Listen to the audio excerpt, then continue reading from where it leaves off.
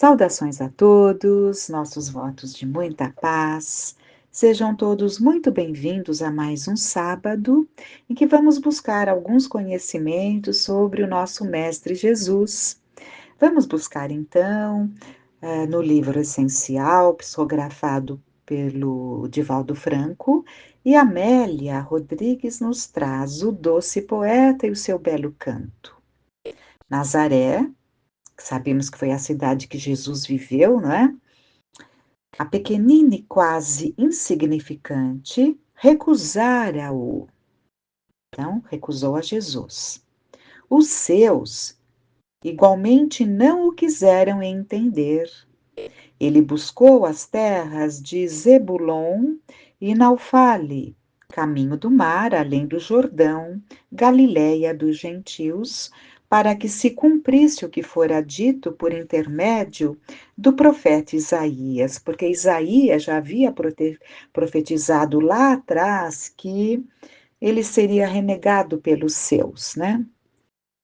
Logo as notícias percorreram as estradas e de Cafarnaum atravessaram o mar, atraindo as dores do mundo para o seu coração afetuoso. Todas as doenças e infortúnios desapareciam ao suave toque das suas mãos, ou ao terno direcionamento do seu olhar, feito de misericórdia e de compaixão. As boninas e madressilvas espalhavam-se pela pradaria, e a brisa que soprava do mar suavizava a ardência dos dias. Israel, na sua constituição, parece-se com o ser humano. Montanhas em espinhaços de basalto e aridez descem às suas bases e abismos dos mais profundos da terra. Possui planaltos e planícies. Interessante o que ela comentando, né? Que a constituição de Israel é como a do ser humano. Montanhas em espinhaços de basalto e aridez descem às bases, abismos dos mais profundos da terra. Também a humanidade, existem os idealistas que pensam nas alturas e os torpes que se asfixiam nas frinchas baixas da própria mesquinhez. Então, Nazaré, que tem aquela parte muito alta, né? Ela fica assim bem no alto e então teria ali essa parte que seria a montanhosa, né, no planalto, e a parte mais baixa, né, como ser humano, aqueles que buscam o mais alto e aqueles que se contentam em estar rastejando como vermes. Israel tem dois mares, e a sociedade humana, igualmente, é constituída por dois biótipos: os generosos e doadores, como o mar da Galileia, e os indiferentes, cruéis, como o mar morto. Muito interessante essa comparação que Amélia nos traz. Todos quantos ouviam dele falar, conduziam seus enfermos para que os recuperasse, o que ele fazia com ternura incomum, às vezes advertindo os recém-curados com severidade. As suas palavras, carreadas pelos ventos brandos, quase nunca eram ouvidas e levadas em consideração pela maioria dos aflitos que o buscavam. É interessante a nossa frieza, a nossa ingratidão. Se pensarmos naqueles 10 que certa feita ele cura, se não me engano, da lepra, ou de diversas doenças que apresentavam, mas 10 ficaram curados. E só um deles voltou para agradecer. Ser humano, né? Somos nós, quantas vezes tão ingratos. Então, todos desejavam soluções imediatas para os atormentadores problemas em que se enceleavam.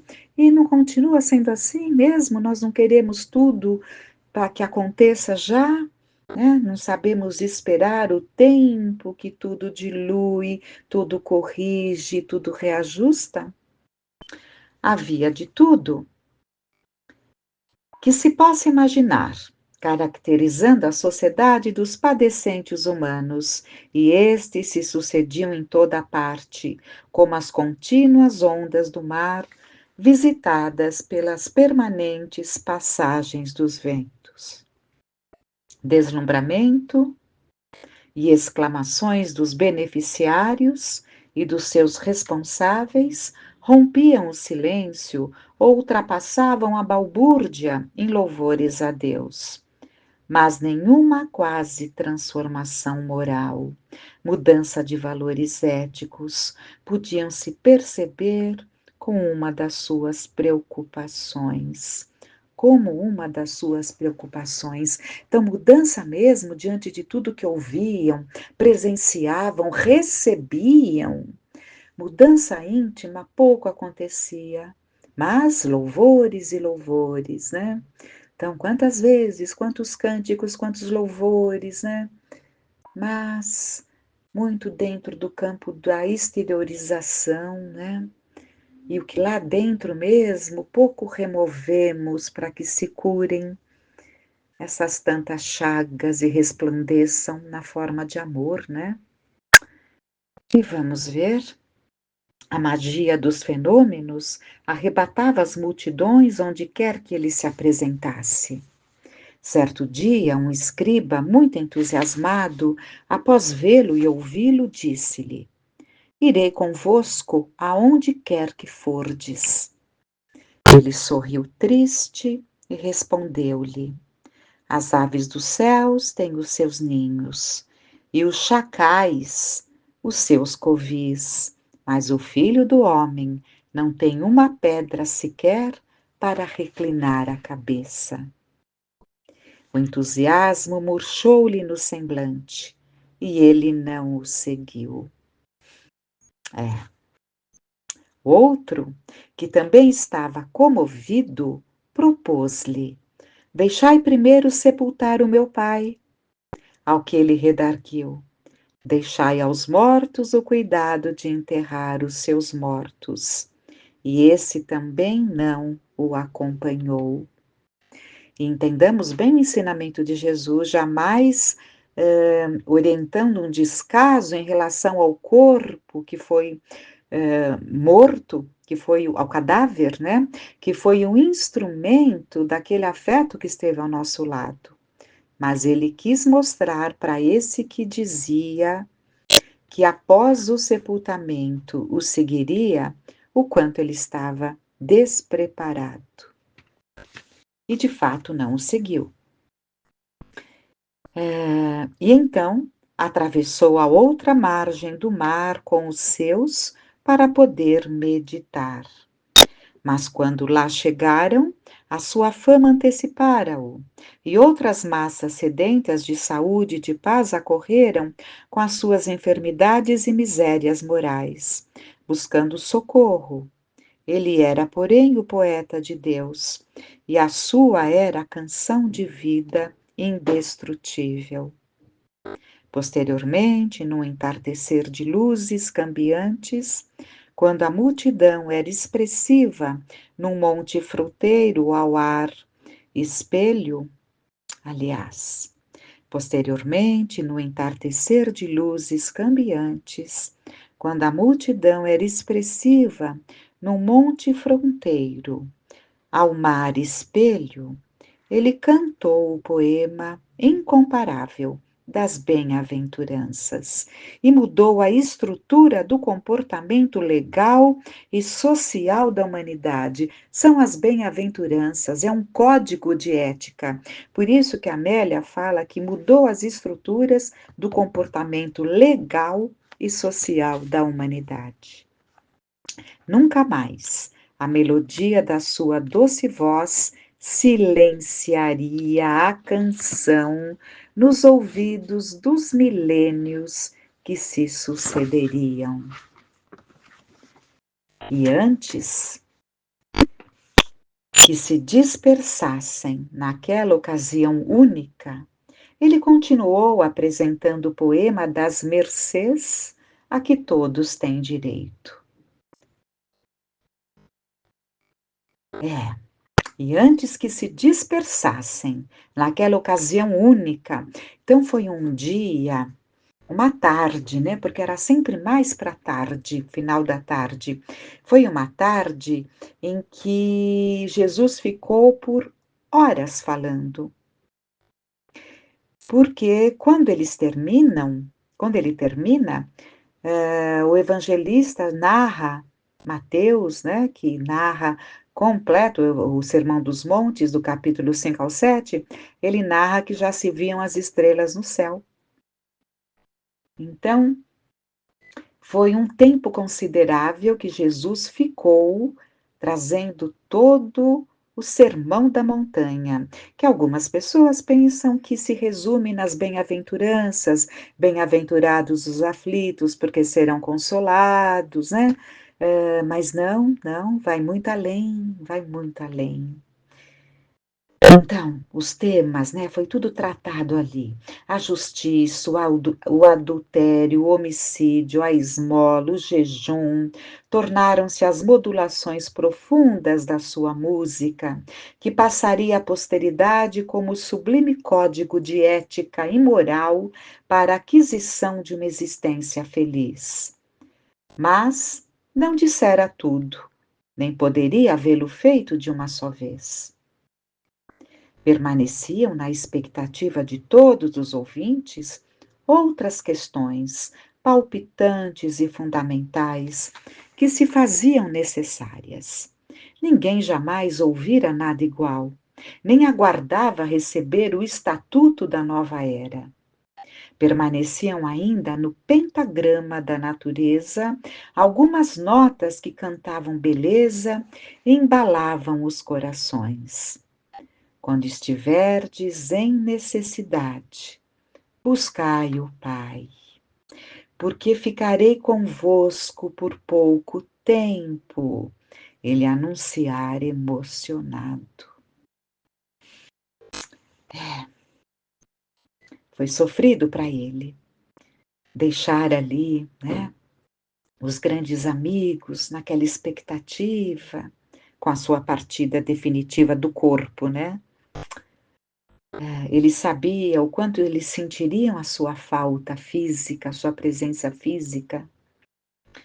Então, um dos seus, também comovido, perguntou-lhe: E como falaremos ao Pai, que não conhecemos nem sabemos onde se encontra?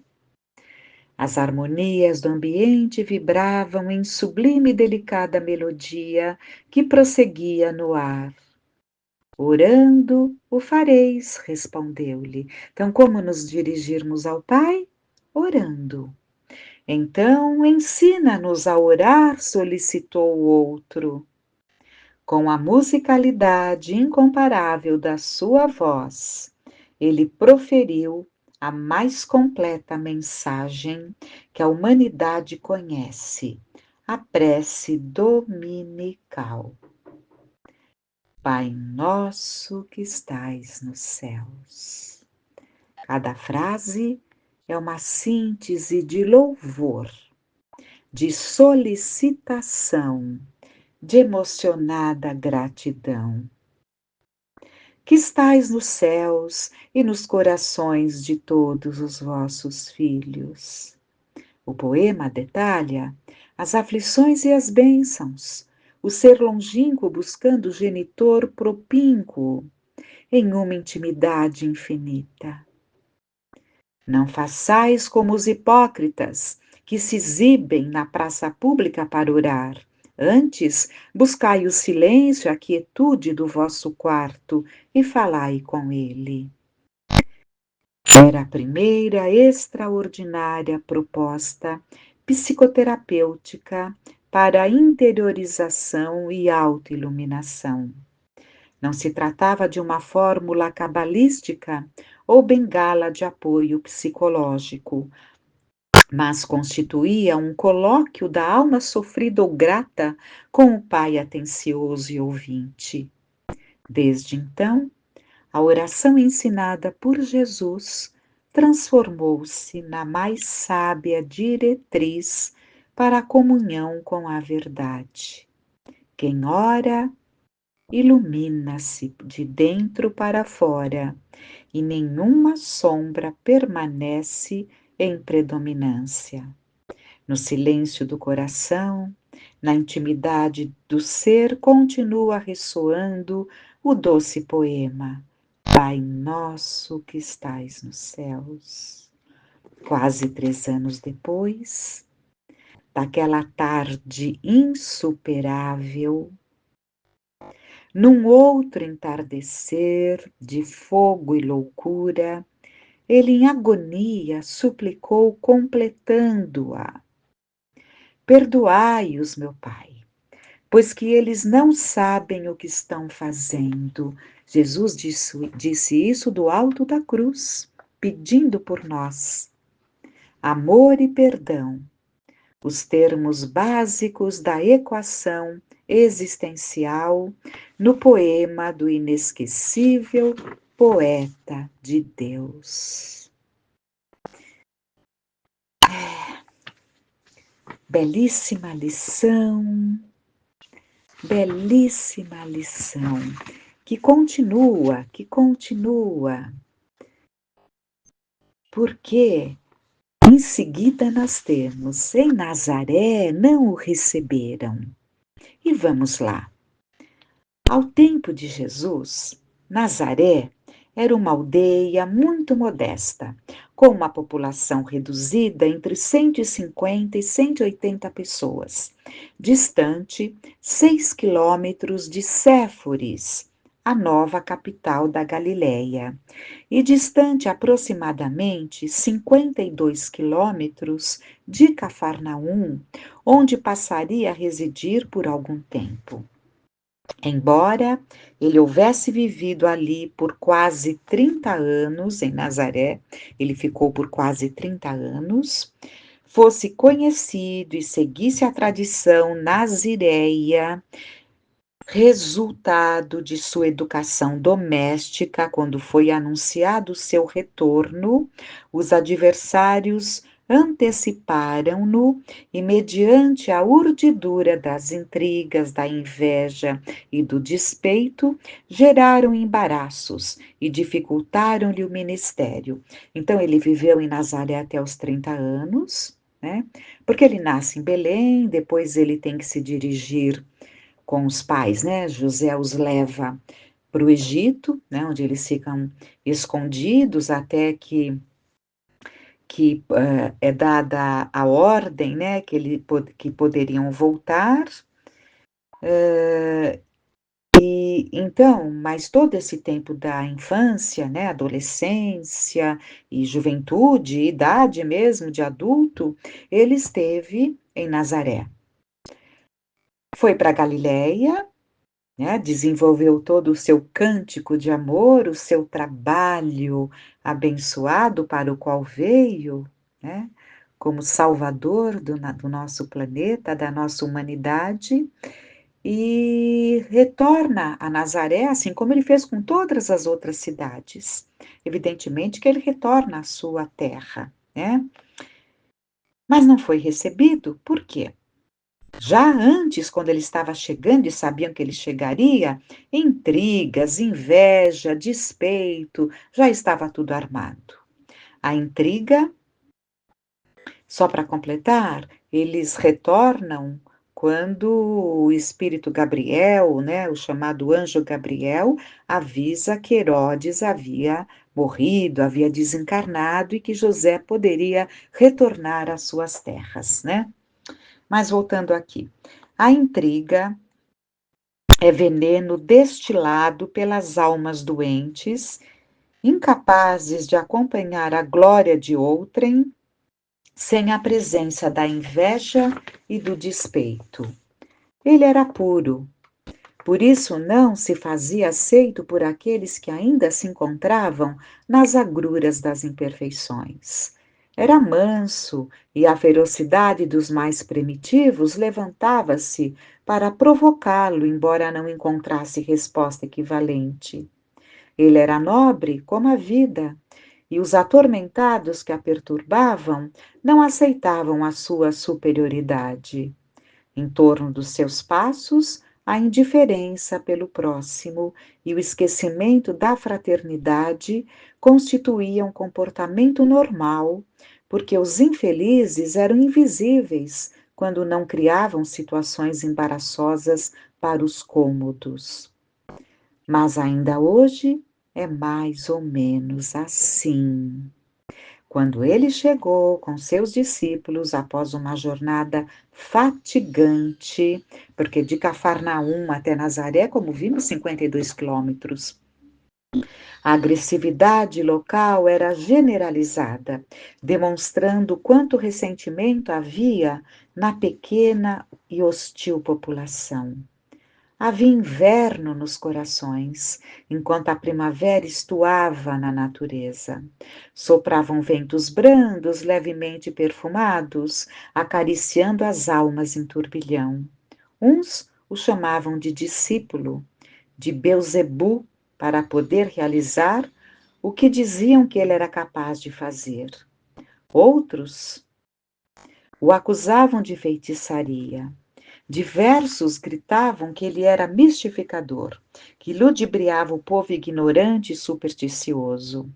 Os discípulos foram igualmente agredidos verbalmente e não foram poucas as discussões que por pouco não culminaram em pugilato. Os mais jovens ficaram furiosos e enfrentaram a ironia e a crítica ácida, defendendo o amigo. Os mais experientes não ocultavam o desencanto, ainda mais diante da serenidade do rabi, que permanecia inalterado. O reino dos céus não é imposto pela força, disse ele mansamente, como se nada de mal estivesse acontecendo. E porque a situação se houvesse tornado grave, a fim de evitar alguma pugna muito do agrado dos desordeiros, ele convidou os amigos, sem qualquer ressentimento, a retornarem a Cafarnaum. Os seus não o receberam, não o mereciam. A flor delicada da verdade necessita da haste vigorosa para continuar exalando perfume e transformar-se em fruto abençoado. Os nazireus estavam tentando ferir a árvore frondosa da verdade, a fim de que não houvesse flor nem frutiscência. Na saída de Nazaré, convulsionada pela insensatez dos seus inimigos, houve o enfrentamento com a treva. Nazaré, como a maioria das cidades, tinha os seus réprobos, aqueles que haviam sido expulsos do livro da vida, portadores de lepra, de obsessão, de cegueira, das mazelas da alma pela prostituição, alcoolismo, misérias morais. Tornara-se célebre um endemoniado agressivo que normalmente era expulso da pequenina urbe sob pedradas de crianças e de adultos e sempre retornava. Relativamente jovem, fora acometido de loucura, agredindo os pais e familiares, todos quantos se lhe acercavam, sendo surrado muitas vezes até a exaustão e jogado nos monturos. Passado algum tempo, ei-lo de retorno, furioso e alucinado. Vendo Jesus e os seus a regular distância, pôs-se a blasfemar e a inquirir. Jesus de Nazaré, por que me persegues? Por que me perseguis? Que quereis de mim? Suavemente compadecido, enquanto o tresvairado se agitava, ele indagou, tocado pela misericórdia: Quem sois vós? A voz roufenha e a baba abundante na boca responderam: Sou Satanás que domina este homem e o martirizo. Com dúlcida e enérgica melodia nos lábios, o Senhor respondeu: Satanás, em nome de meu Pai, eu vos ordeno, sai dele, deixa-o. A voz portadora de uma tonalidade especial, sem qualquer laivo de brutalidade, produzindo um especial efeito no infeliz desencarnado, que agitou o enfermo, fê-lo convulsionar e deixou-o tombando no solo como se estivesse numa crise epiléptica. Por isso que há muitas crises que aparentemente são propriamente ou unicamente de epilepsia, mas existe ali a causa espiritual, né?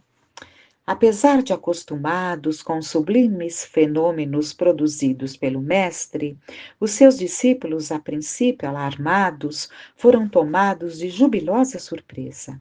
E quando o Senhor auxiliou o paciente a levantar-se, perfeitamente recuperado, disse-lhe: Ide e apresentai-vos a todos, a fim de que eles saibam o que pode fazer aquele que vem em nome de Deus. O recuperado sacudiu a poeira da roupa e avançou em direção da praça, onde se amotinavam o povo e alguns fariseus, que, vendo-o, ficaram estremunhados e agressivos. Alguém gritou com voz estentórea: Quem está de volta? Com muita calma, o ex-alienado respondeu: Sim, sou eu. Continuais louco, desgraçado, ou alguém vos curou? Sem ressentimento e com alegria ripostou: O mestre recuperou-me. Não terminou a frase e as gargalhadas de mofa abafaram-lhe a voz em gritaria infrene, com ameaças de apedrejamento. Foi então que o recuperado bradou mais forte: Jesus salvou-me, estou curado. Seus olhos brilhantes e a sua serenidade impactaram os delinquentes, que foram dominados por peculiar estupor. Um fariseu soberbo e mendaz acercou-se-lhe com empáfia e, olhando com aparente serenidade, inquiriu: Dizeis que Jesus vos curou? Mas ele é o servo de Beelzebu? Aliás, ele afirma: Dizeis que Jesus vos curou? Ele é o servo de Beelzebu, ele afirma. Ao que o recém-curado esclareceu com lógica irretorquível: Se ele me curou por Beelzebu, por que vós chamais curais, porque vós jamais curastes alguém? Então, se ele me curou por Beelzebu, por que vós, né? Que serve ao Beelzebu, jamais curastes alguém? Que me importa em nome de quem ele me recuperou? O que posso afirmar é que eu tinha um demônio que me dominava e ele me libertou. É, portanto, melhor e mais poderoso do que vós. E saiu cantando louvores, seguindo o Mestre. Nunca faltarão inimigos para a verdade, finaliza Amélia Rodrigues.